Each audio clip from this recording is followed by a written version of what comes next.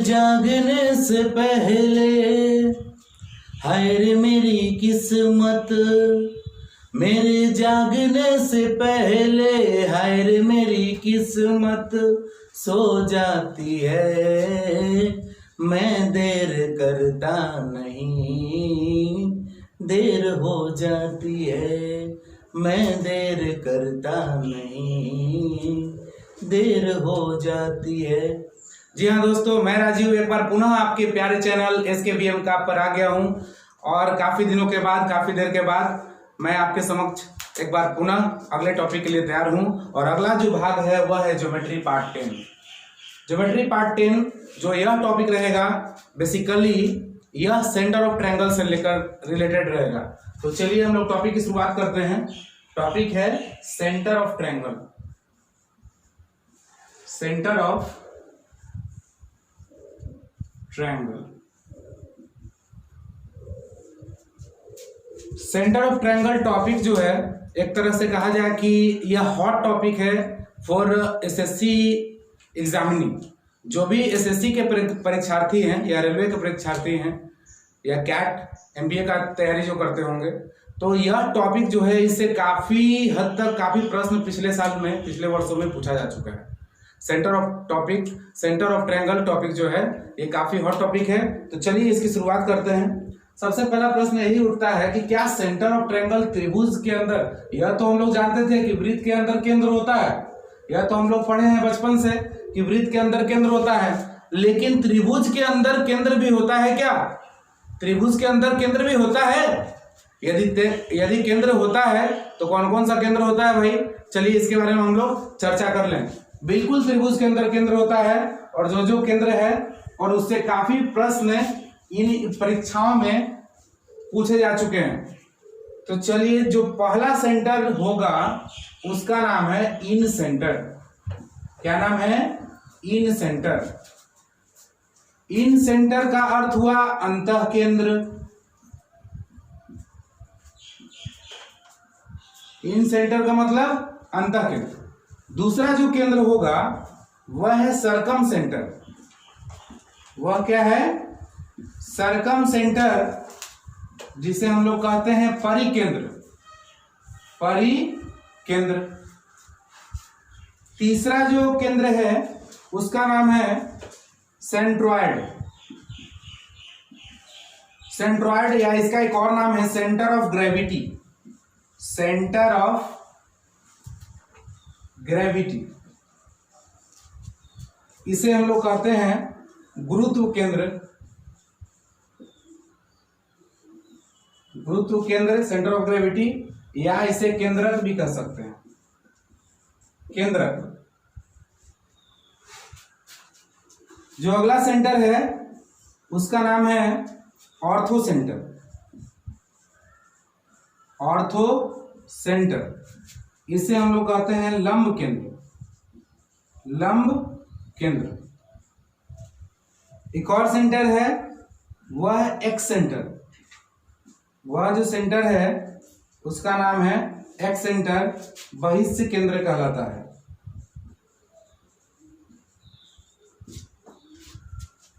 यह तय है कि यह कंसेप्ट आपका क्लियर हो गया तो बिल्कुल आप ज्योमेट्री से जहां तक एडवांस मैथ की बात है तो लगभग 4-5 प्रश्न पूछे जा रहे हैं और स्पेशली इन्हीं टॉपिक से है जो लेटेस्ट पिछले 4-5 वर्षों में पूछा गया प्रश्न है। तो हम लोग का जो सिलेबस कहता है ये चार टॉपिक जो हो गया, इन सेंटर, सरकम सेंटर, सेंट्रॉयड और ऑर्थो सेंटर, इसको लेकर हम लोग को स्टडी करना है। एक सेंटर के बारे में, हम एक सेंटर भी एक सेंटर होता है लेकिन उसके बारे में हम लोग को स्टडी नहीं करना है।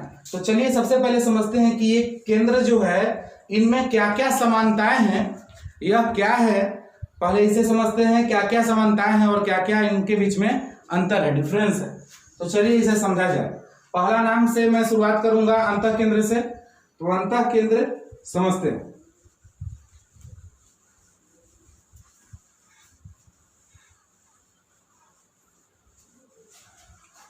अंतः केंद्र, ओके। हाँ, तो अंतः केंद्र होता क्या है सबसे पहले इसे समझ लें। पहले इसका मैं डेफिनेशन दे देता हूं। The point of intersection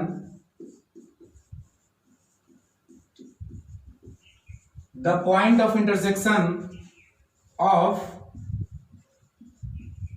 angle bisectors of a triangle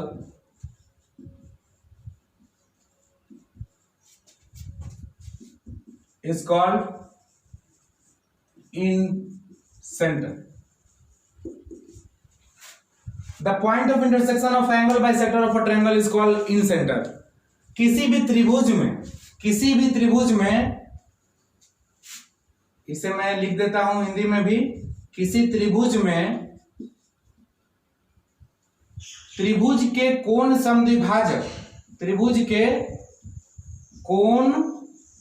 समद्विभाजक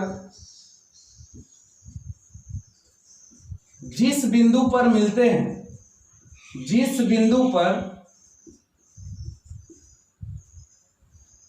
आपस में मिलते हैं,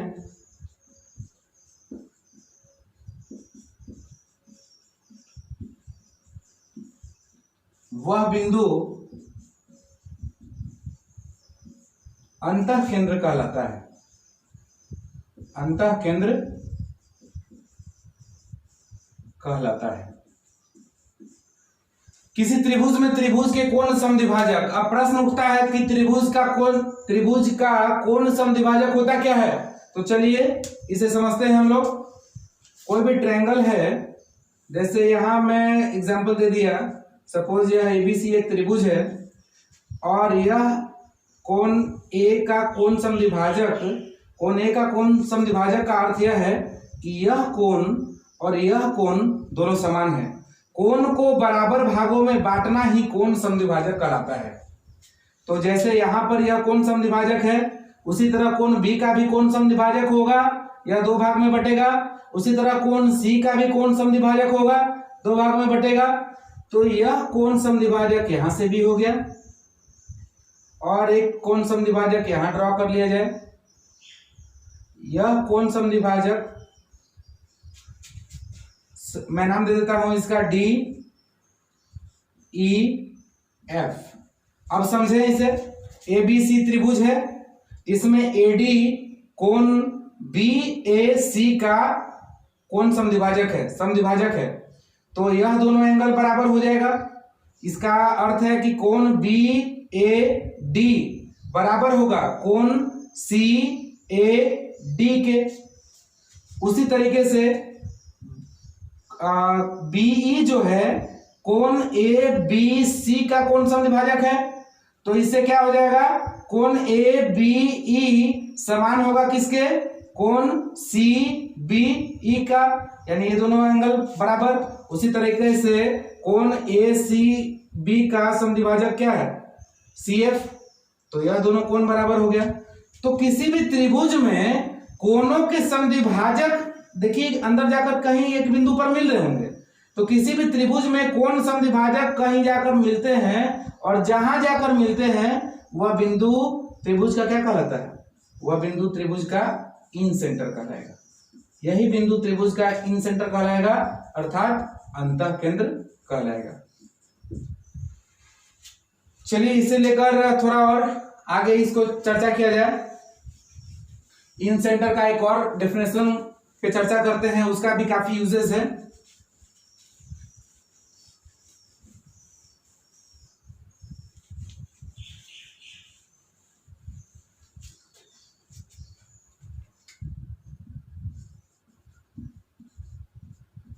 अंतःवृत्त का केंद्र ही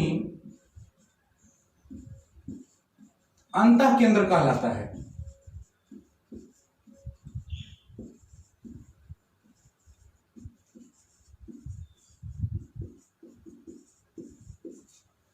अंतःवृत्त का केंद्र ही अंतःकेंद्र कहलाता है। Centre of in circle is called center of in circle is called in center। अब इसे समझते हैं हम लोग। कि अंतःवृत्त का केंद्र क्या है भाई। ये अंतःवृत्त होता क्या है, यहाँ एक नया नाम नजर आ रहा है, नया नाम दिख रहा है अंतःवृत्त। अंतःवृत्त होता क्या है, चलिए इसे समझे। किसी भी त्रिभुज में त्रिभुज की भुजाओं को स्पर्श करता हुआ त्रिभुज के अंदर एक वृत्त गुजरेगा और वह जो वृत्त होगा वह अंतःवृत्त कहलाएगा। तो चलिए भुजाओं को स्पर्श करता हुआ एक वृत्त बना लिया जाए।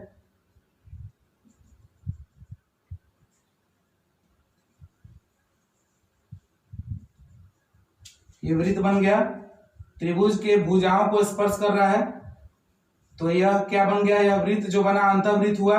और इस वृत्त का जो केंद्र होगा वह इस त्रिभुज का अंतः केंद्र भी कहलाएगा, इस त्रिभुज का अंतः केंद्र भी कहलाएगा। तो चलिए इसे हम लोग नाम से समझते हैं, नाम देते हैं ABC, त्रिभुज का वर्टेक्स हो गया।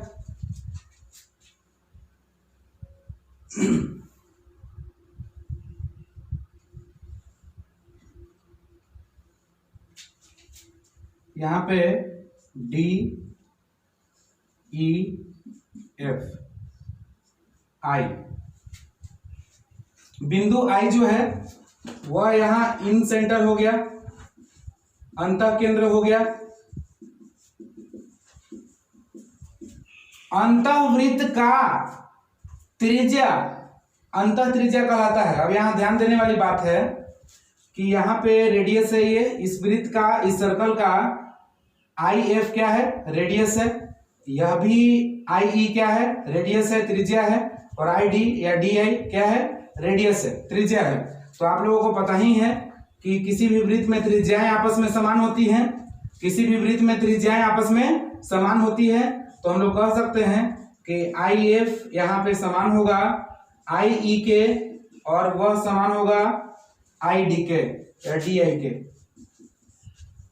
और ये समान होंगे क्यों, क्योंकि ये सभी आपस में क्या है, त्रिज्या है। ये सभी आपस में क्या है, त्रिज्या है, रेडियस है।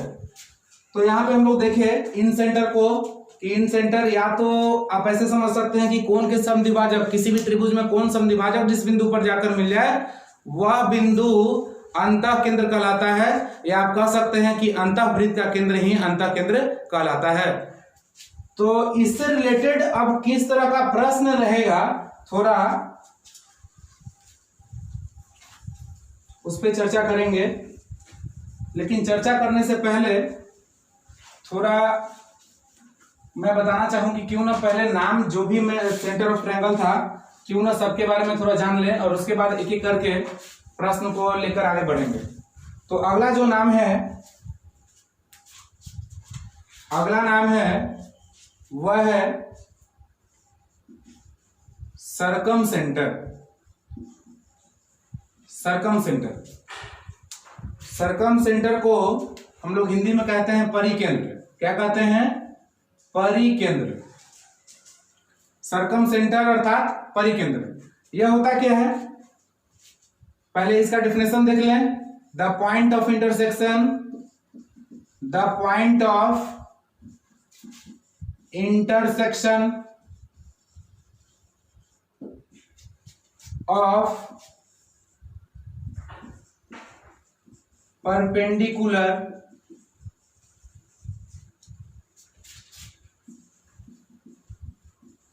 bisector of sides. The point of intersection of perpendicular bisector of sides is called circumcenter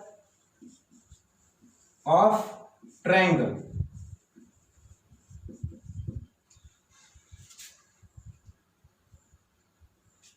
inner triangle की बात हो रही है, यानी कि त्रिभुज के भीतर, यानी कि किसी त्रिभुज में,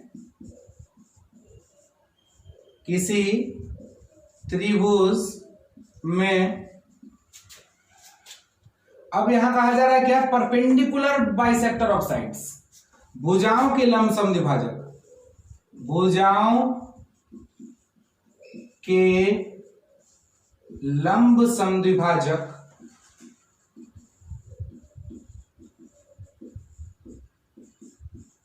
जिस बिंदु पर जाकर मिलते हैं, जिस बिंदु पर जाकर आपस में मिलती हैं वह परिकेंद्र कहलाता है, परिकेंद्र कहलाता है। The point of intersection of perpendicular bisector of sides is called circumcentre of triangle. किसी त्रिभुज में भुजाओं के लंब समद्विभाजक जिस बिंदु पर जाकर आपस में मिलती हैं वह परिकेंद्र कहलाता है। परिकेंद्र, किसी भी त्रिभुज में, त्रिभुज जो भी है उसमें परपेंडिकुलर बाइसेक्टर ऑफ साइड्स देखना होगा, अर्थात भुजाओं का लंब समद्विभाजक। अब समझना होगा भुजाओं का लंब समद्विभाजक होता क्या है। तो भुजाओं का लंब समद्विभाजक समझने के लिए चलिए यहां देखा जाए। सपोज ट्रायंगल है आपका एबीसी, एबीसी ट्रायंगल है, एबीसी त्रिभुज है यहाँ, और भुजाओं का लंब समद्विभाजक का अर्थ है भुजा पर लंब भी होगा और समद्विभाजक भी होगा। जैसे यहां से भी आ सकता है, तो चलिए देखते हैं, यहां से भी डिनोट कर सकते हैं। तो इसे देख लेते हैं, इसे ड्रॉ कर लिया जाए। भुजाओं के लंब समद्विभाजक, देखिए भुजा पर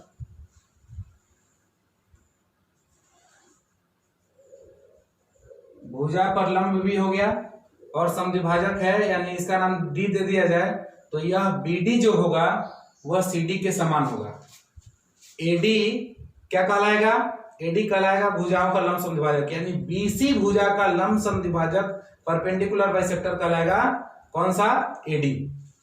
उसी तरीके से यहां भी होगा, तो वह एसी भुजा पे होगा लंब और समद्विभाजक है, तो ये दो बराबर भागों में भी बांटा जाएगा। डी है, ई हो गया ये। उसी तरीके से ए बी भुजा पे भी होगा, ए बी साइड पे। तो चलिए इसका भी नाम दे दिया जाए, यह है एफ। एबीसी त्रिभुज में भुजाओं का लंब समद्विभाजक आ गया, एक लंब समद्विभाजक हुआ एडी, वह बीसी भुजा पर लंब है और समद्विभाजक भी है, यानी समद्विभाजक का अर्थ है कि भुजा को दो बराबर भागों में बांटा जा रहा है। समद्विभाजक, सम अर्थात बराबर, द्वि यानी दो, और भाजक यानी बांटना। उसी तरीका से बीई जो है एसी साइड पे, एसी भुजा पर लंब भी है और समद्विभाजक है, इसका अर्थ है एई और ईसी बराबर है। उसी तरीके से सीएफ जो है वह लंब है और समद्विभाजक भी है बी पर, यानी कि ये एफ बी और एफ एफ ये दोनों आपस में समान होंगे। तो यहाँ क्या क्या समान होंगे, क्या क्या समान हो जाएगा, चलिए उसका थोड़ा हम लोग लिख लेते हैं। यहाँ पे समान हो जाएगा B D is equal to C D, यहाँ इक्वल हो जाएगा A is equal to EC, A is equal to EC, यहाँ इक्वल हो जाएगा F B is equal to A F. ये तो इक्वल हो गया। इसके अलावा और क्या हो सकता है? AD परपेंडिकुलर है BC पर, AD परपेंडिकुलर है BC पर, BE परपेंडिकुलर है, लंब है किस पर? AC पर, और CF परपेंडिकुलर है किस पर? तो CF परपेंडिकुलर है AB पर।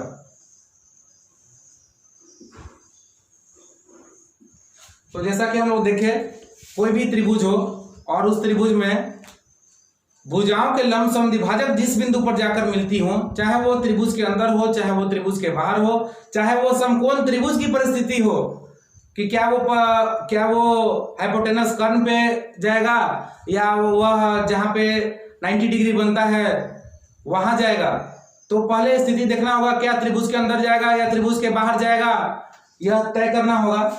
तो सेंटर ऑफ ट्रायंगल में हम लोग सर्कम सेंटर देखे, सर्कम सेंटर का एक डेफिनेशन हम लोग यही देखे कि किसी भी त्रिभुज में भुजाओं के लंब समद्विभाजक जाकर कोई बिंदु पर जाकर मिल रहा है, तो यह किस बिंदु पर जाकर मिल रहा है, मान के चलिए यह ओ बिंदु पर जाकर मिल रहा है, तो यह जो ओ बिंदु है यह क्या कहलाएगा? सर्कम सेंटर कहलाएगा। क्या कहलाएगा? सर्कम सेंटर, यानी परिकेंद्र। इससे रिलेटेड एक और डेफिनेशन है, चलिए उसकी चर्चा कर लेते हैं।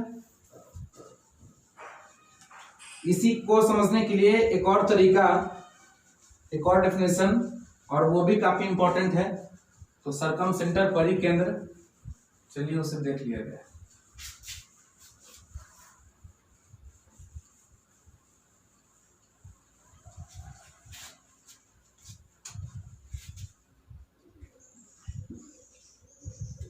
परिवृत्त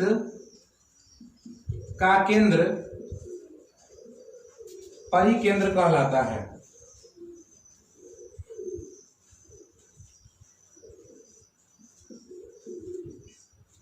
परिवृत्त का केंद्र परिकेंद्र कहलाता है। Centre of circumcircle, centre of circumcircle is called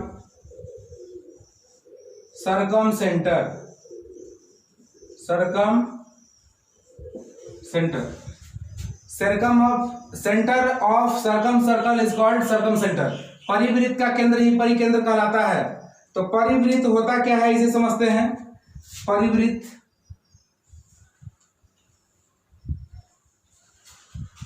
किसी त्रिभुज की शीर्ष बिंदुओं को स्पर्श करता हुआ, किसी त्रिभुज की शीर्षों को स्पर्श करता हुआ एक वृत्त गुजरता है। किसी त्रिभुज के शीर्षों को स्पर्श करता हुआ वृत्त गुजरेगा और यह जो वृत्त होगा यह परिवृत्त कहलाएगा। और परिवृत्त का जो केंद्र होगा वह परिकेंद्र कहलाएगा और परिवृत्त का जो त्रिज्या होगा वह परित्रिज्या कहलाएगा। ध्यान से, एबीसी त्रिभुज है, यह त्रिभुज एबीसी है और इसके शीर्षों से शीर्षों को स्पर्श करता हुआ एक वृत्त गुजरेगा और जो वृत्त गुजरेगा पास करेगा, जो सर्कल पास करेगा वर्टेक्स को छूकर टच करके, वह कहलाएगा सर्कम सर्कल। और सर्कम सर्कल का जो सेंटर होगा, परिवृत्त का जो केंद्र होगा वह कहलाएगा परिकेंद्र। क्या कहलाएगा? परिकेंद्र।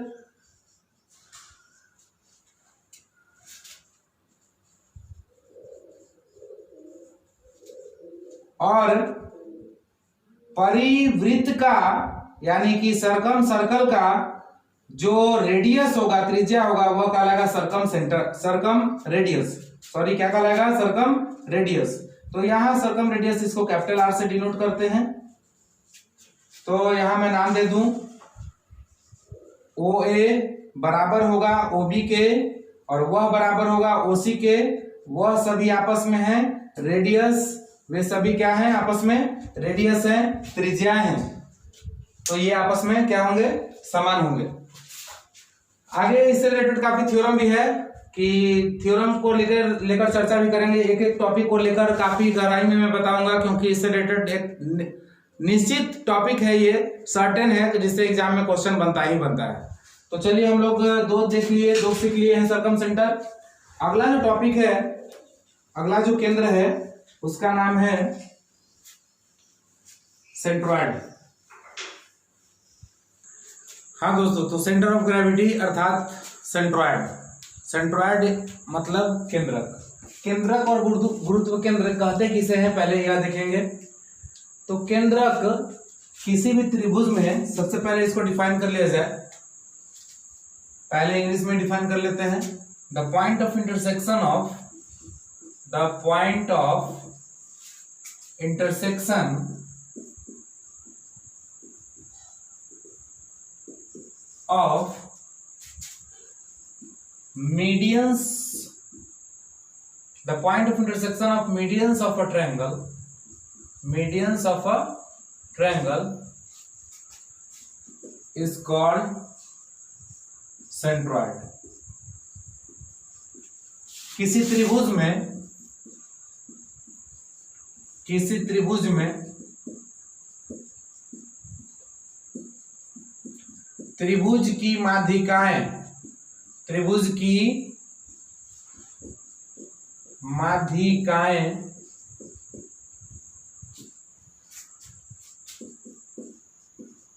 जिस बिंदु पर जाकर मिलती हैं, जिस बिंदु पर जाकर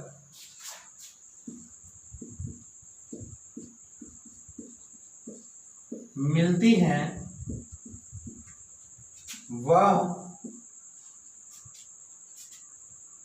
वह बिंदु क्या कहलाता है? वह बिंदु केंद्रक कहलाता है।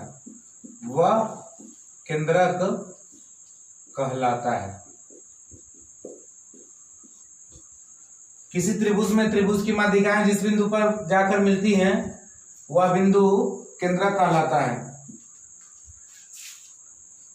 कोई भी ट्रायंगल हो सकता है, जनरल ट्रायंगल, चाहे वह आइसोसेलेस ट्रायंगल हो, चाहे वह एक्यूट एंगल ट्रायंगल हो, चाहे वह इक्विलेटरल ट्रायंगल हो, कोई भी त्रिभुज हो 6 प्रकार का, उसमें से कोई भी त्रिभुज हो, यदि माध्यिकाएं त्रिभुज की माध्यिकाएं किसी बिंदु पर जाकर मिलेंगी तो वह जो कटान बिंदु होगा वह क्या कहलाएगा? सेंट्रॉइड कहलाएगा, केंद्रक कहलाएगा। तो माध्यिका के बारे में भी थोड़ा समझना होगा हम लोगों को। थोड़ा सा हम लोग देख लेते हैं कि ये माध्यिका क्या होता है। जैसे एबीसी त्रिभुज है तो यहाँ पे मीडियन जो होगा, मीडियन माध्यिका कहलाता है कि किसी भी भुजा की मध्य बिंदु, जैसे बीसी भुजा है, साइड है, और उसका मध्य बिंदु सामने वाले शीर्ष से मिलाने वाली रेखा माध्यिका कहलाती है। यानी कि शीर्ष से सामने वाली भुजा की मध्य बिंदु को मिलाने वाली रेखा, शीर्ष से सामने वाली भुजा के मध्य बिंदु को मिलाने वाली रेखा क्या कहलाएगी? यह जो रेखा होगी वो माध्यिका कहलाएगी, मीडियन कहलाएगी। चलिए इसका नाम दे देते हैं डी। उसी तरीके से यहां से भी एक मीडियन आ जाएगा ई, एक मीडियन यहां से भी आ जाएगा एफ। तो यह एडी एक मीडियन हो गया, यहां से बी हो गया, यहां से सी एफ हो गया, तीनों जाकर यहां मिला। सपोज इसका नाम जी दे दिया जाए तो यहां जी जो बिंदु है वही बिंदु क्या कहलाएगा? सेंट्रॉइड कहलाएगा, अर्थात केंद्रक कहलाएगा। आगे इसकी प्रॉपर्टीज को भी देखते चलेंगे। हर टॉपिक को मैं जब स्टार्ट करूंगा तो उसमें काफी गहराई तक जाने का प्रयास करूंगा। एक और टॉपिक बच गया, उसके बारे में समझ लेते हैं। अगला जो पार्ट है उसका नाम है, अगला जो सेंटर है, सेंटर ऑफ ट्रायंगल, उसका नाम है ortho centre.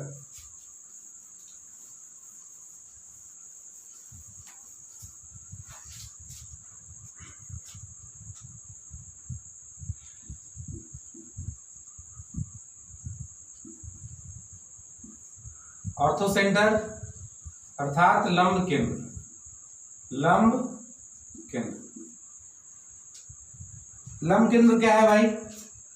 The point of intersection of altitude of a triangle, that point of intersection is known as orthocentre of triangle. किसी भी त्रिभुज में त्रिभुज की ऊंचाइयां जिस बिंदु पर जाकर मिलती हैं वह कटान बिंदु, वह मिलने वाला बिंदु जो होगा वह त्रिभुज का लंब केंद्र कहलाएगा। तो चलिए इसे हम लोग समझते हैं। पहले मैं डिफाइन कर दूं, the point of intersection,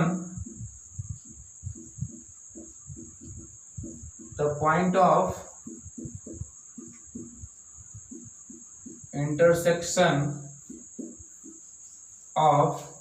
intersection of altitudes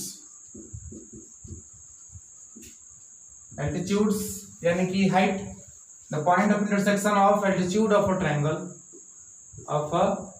triangle is called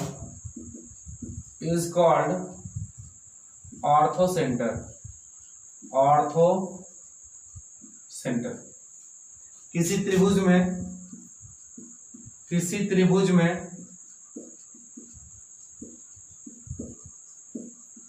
त्रिभुज की ऊंचाइयां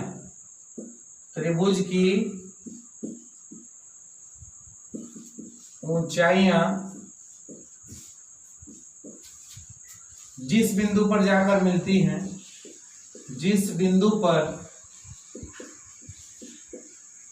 जाकर आपस में मिलती हैं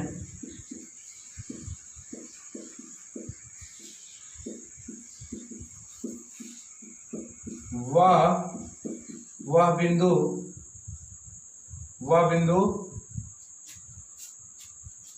त्रिभुज का लंब केंद्र कहलाता है। वह बिंदु लंब केंद्र कहलाता है। चलिए इसे फिगर से भी समझ लें। जैसे ये त्रिभुज है एबीसी, और लंब केंद्र को समझने के लिए सबसे पहले हम समझेंगे ऊंचाई, एल्टीट्यूड्स, हाइट के बारे में। तो यहां से ए से हम बीसी पर देते हैं एक हाइट बीसी भुजा पर चाहिए, तो चलिए एक ऊंचाई दे दिया। दूसरा हाइट हमको ए बी भुजा पे चाहिए, तो इधर से दे दीजिए, ठीक है। ये हो सकता है कि वर्टेक्स पर जाए या अथवा नहीं भी जाए, शीर्ष बिंदु पर। ये हाइट हो गया। और एक भुजा एसी पर हाइट चाहिए, चलिए इधर से दे दीजिए, नाम दे देते हैं डी ई एफ। तो यहां देखेंगे ध्यान से, त्रिभुज एबीसी में एडी ऊंचाई है, बीई ऊंचाई है, एल्टीट्यूड है, और सीएफ ऊंचाई है, और तीनों ऊंचाइयां एक बिंदु पर जाकर मिला है। चलिए इसका नाम हम पी दे देते हैं। तो ये जिस बिंदु पर जाकर मिला है वह बिंदु क्या कहलाएगा? वह बिंदु कहलाएगा लंब केंद्र। क्या कहलाएगा? लंब केंद्र, ऑर्थो सेंटर। जितनी भी चीजें हम लोग देखे हैं इसके बारे में एक एक कंसेप्ट को, एक एक टॉपिक को मैं गहराई से अब स्टार्ट करने वाला हूं। उससे रिलेटेड पहले पूरा कंसेप्ट हम लोग सीखेंगे, और उसके बाद जितना भी प्रश्न इससे बनता है पहले मैं उसे डिस्कस करूंगा। और पिछले 10 वर्षों में किसी भी प्रतियोगी परीक्षाओं में कोई भी प्रश्न इन टॉपिक से जो पूछा जा चुका है मैं उसे भी सॉल्व करूंगा। तो अगला पार्ट देखने के लिए हमेशा बने रहिए। Thank you.